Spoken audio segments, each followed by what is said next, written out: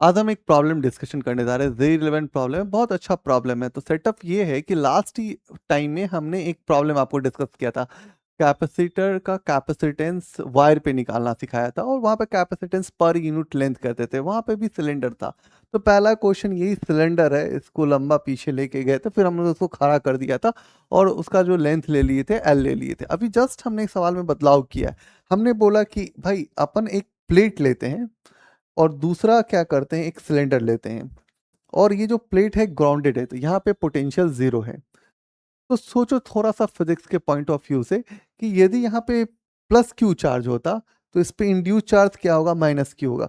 But इस point पे ज्यादा चार्ज इंड्यूस होगा एज कंपेयर यहाँ पे। तो चार्जेस का जो डिस्ट्रीब्यूशन है वो यूनिफॉर्म नहीं है, नॉन यूनिफॉर्म है।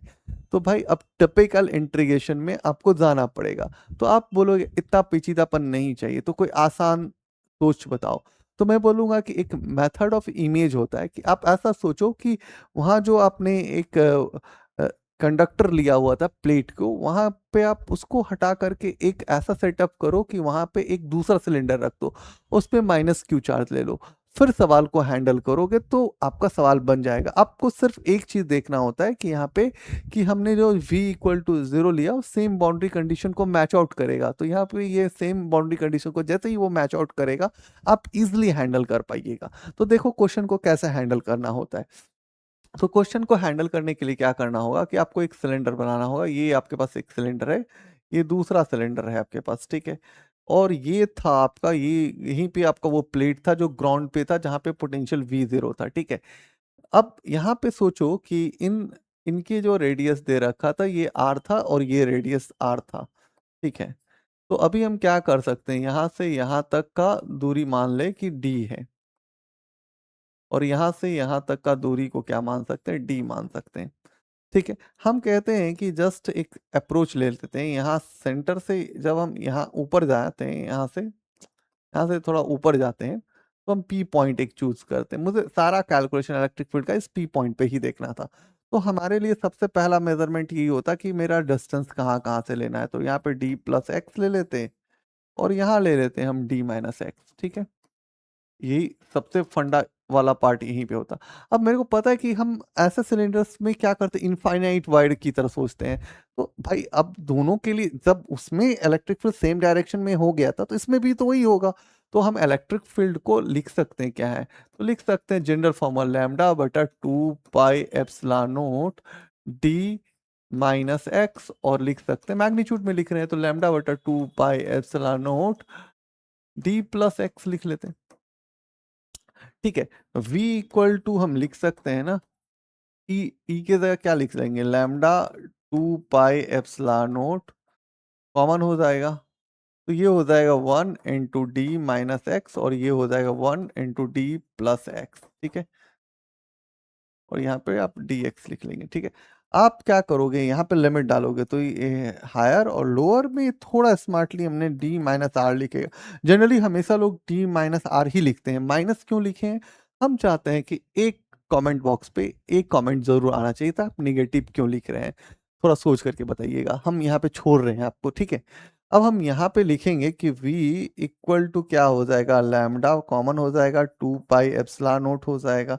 हम इसको ब्रेक कर दें तो इसका क्या हो जाएगा, L N D minus X हो जाएगा, और ये हो जाएगा L N D plus x.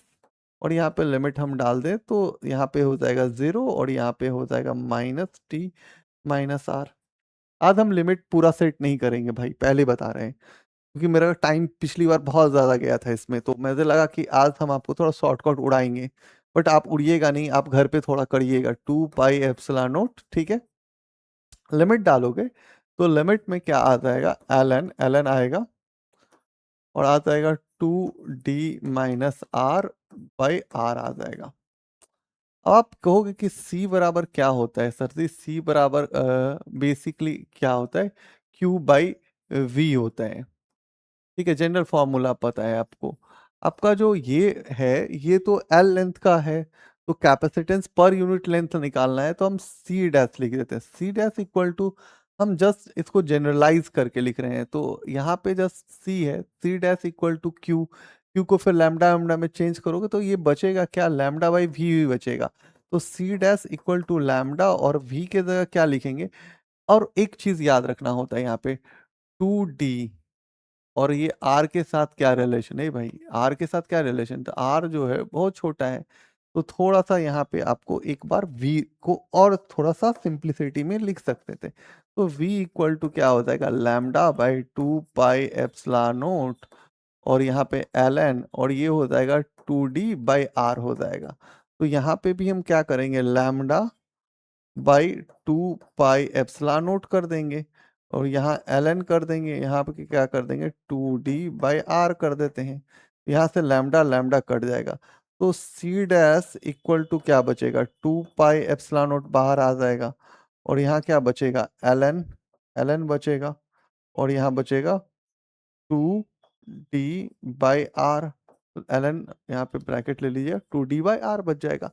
तो बस इमेज मेथड आपको कितना आसान कर दिया इस क्वेश्चन को, पिछले वाले क्वेश्चन के अप्रोच तक लेके चला गया।